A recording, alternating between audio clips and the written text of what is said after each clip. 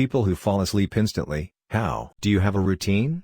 Wake up every day at a certain time, go to work, come home and eat, watch TV/browse Reddit, then try to sleep? Do you avoid caffeinated beverages at least 6 hours before going to sleep? Poor sleeping habits can often be attributed to not so good lifestyle choices. I had for over a year in military, wake up at 5:30 a.m., sleep at 9 to 10 p.m., couldn't get sleep until like 1 to 2 a.m. even though I slept like 4 hours a day FPR weeks. My biological clock just won't budge. I get tired 5 to 9 a.m. no matter when I wake up and be my sharpest at 10 p.m. to 3 a.m. no matter how long I've been up. I have always been a pretty good sleeper anyway and most nights I don't have any issues sleeping. But I have discovered in recent years that on nights when I am having trouble, I can actually force myself to sleep by basically scrambling my thoughts. It's really hard to explain, but rather than thinking hard about one subject, if you just force your brain to jump from subject to subject quickly, the trick I use is using an image generated from one thought to generate a new unrelated one as fast as I can. It essentially forces my consciousness into shutdown and I go to sleep. As I said, it's a really tough thing to explain, but it works for me.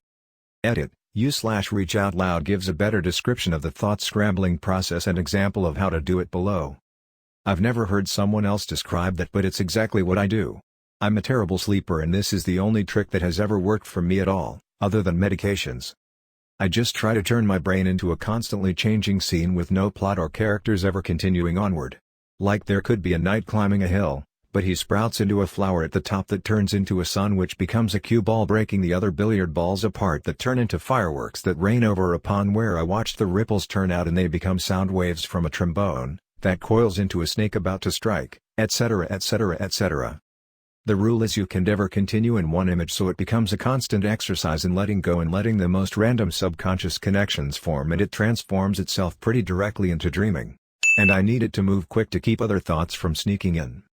If I instead think of some actual fantasy or about a movie or events from the day or even something like sheep counting or one of those imagine yourself in your happy place deals that stays pretty constant, I just end up thinking forever and never fall asleep. Ha! Turns out there's literally dozens of us that do this.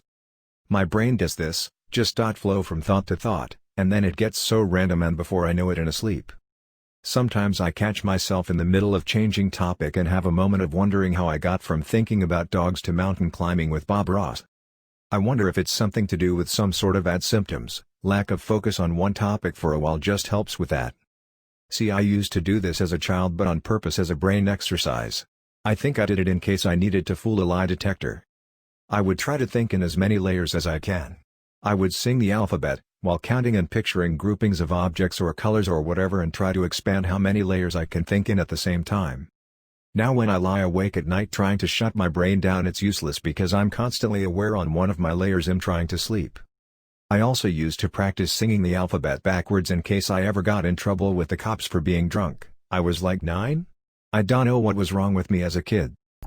Choose your thoughts wisely once you lay down. Dreams aren't meant to mirror reality and dwelling on your day won't change anything. Think about the things so far-fetched but which entertain your mind. Never been to a cabin in the woods and swung from a rope swing into the lake? Imagine it in the detail. Get lost in the beauty your mind can project. From chills sweeping your skin on the first dive to the rippling waters when you emerge. If nature isn't your style, imagine a completely different way of life. Shopping, gourmet meals, ski trips. They say the devil is in the details. I guess I sold my soul for the comfort of rest. Edit, typo. Don't smoke/drink coffee/use your phone just before going to sleep. Caffeine and nicotine are stimulants and will keep you awake for longer, and phones give off in blue light that'll make your brain think it's daytime. Reserve your bed only for sleeping, do your work etc. somewhere else. That way you'll start associating going to bed with sleeping. Before going to bed, read a book or do some simple chores, those will help you relax and unwind. Remember to also put your phone away like an hour or so before going to sleep. Also put it somewhere you won't be able to see it so it won't distract you. But the most important thing is to not try to force yourself to fall asleep. A couple of missed hours of sleep won't affect you much, if at all. Don't look at the clock either because it will make you stress, but also because you'll be able to trick your brain into thinking that you slept enough if you don't know how much you actually slept. And if everything else fails and you're lying in bed staring at the ceiling for hours, go do something else for a moment. Keep reading that book for a moment or get a glass of water.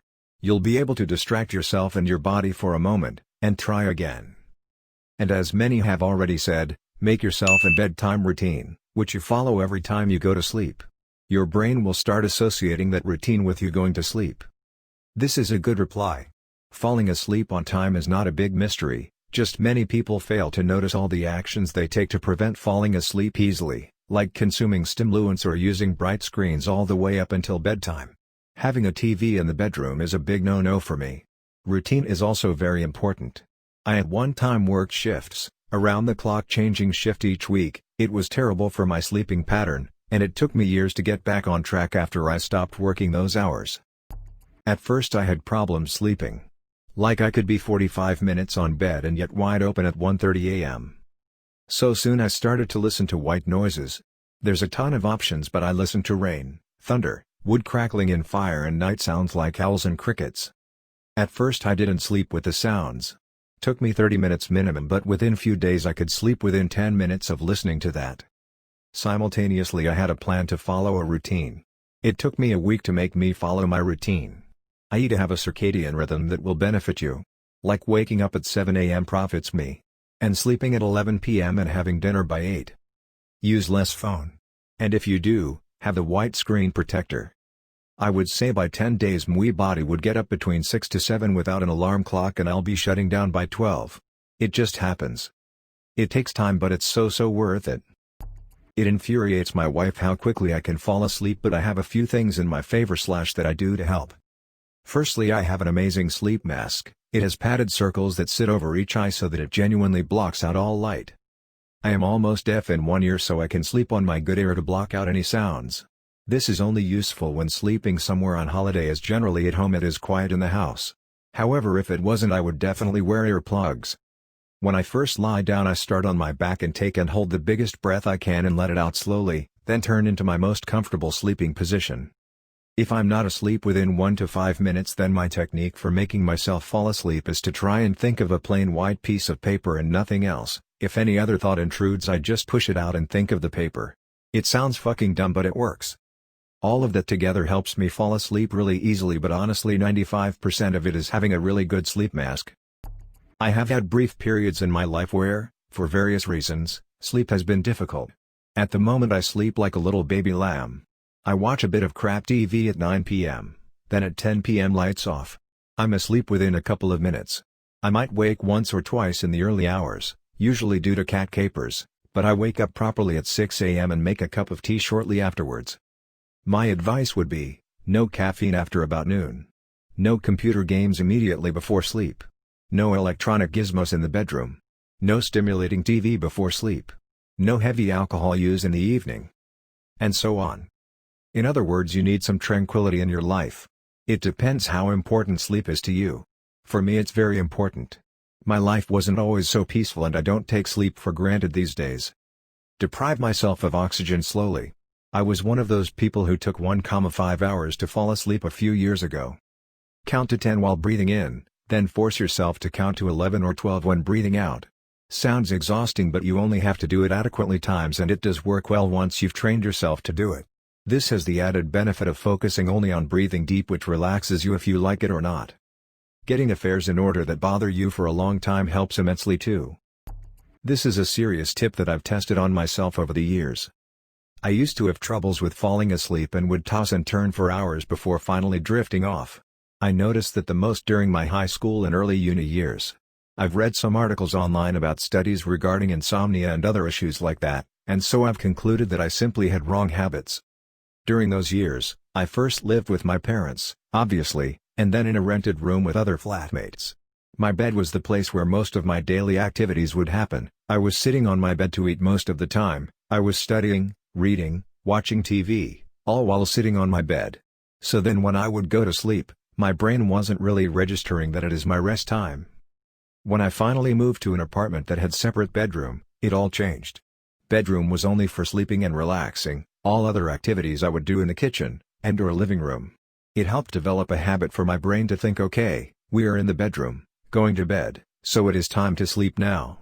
I've also established other routines, like taking the evening shower at approximately the same time every day, and going to sleep not long after, drinking calming tea before sleep every day, etc., sort of like Pavlov dog's conditioning. After a while, your body just adapts to this routine, and it simply knows that it's supposed to switch to sleep mode at that particular time. So my advice is to try not using your bed as a space to eat/study/watch movies etc. Try to move those activities to other spaces in the flat, to the kitchen table if you're tight on space, or whatever, and just develop a series of habits before bedtime. After some time, your body will adapt to them and learn the routine.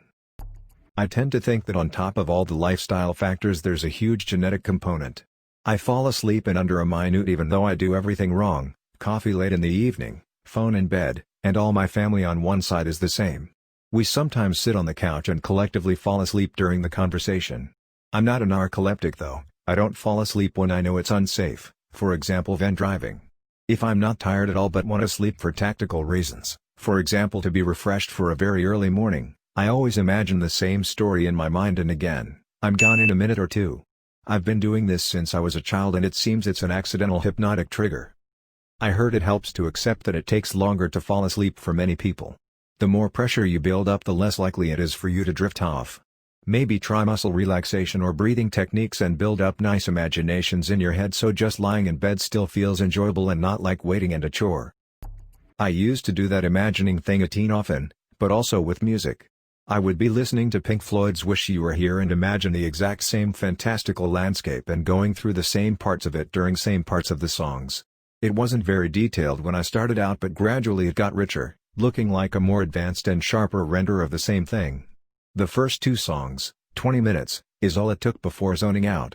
I'd usually wake up after a while tangled up in the earphones and my iPod Classic indented in my cheek or something stupid like that. I'd put it aside and quickly fall asleep again.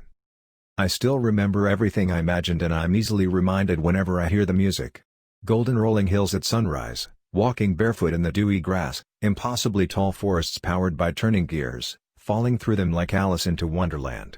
All the while I'm gradually getting smaller and eventually I'm hanging out with crickets in the tall grass and I'm the same size as them, and from down there I see the members of Pink Floyd play the same stuff I'm hearing. They're literal giants. The perspective is really extreme and fisheye. David Gilmour is looking down on me with his messy long hair and a black t-shirt, and I hear all the stomps and rhythms in my body as if I really was that small.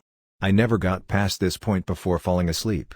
Man, I definitely didn't need any drugs when I was a kid, seemed to be enough listening to people who did them.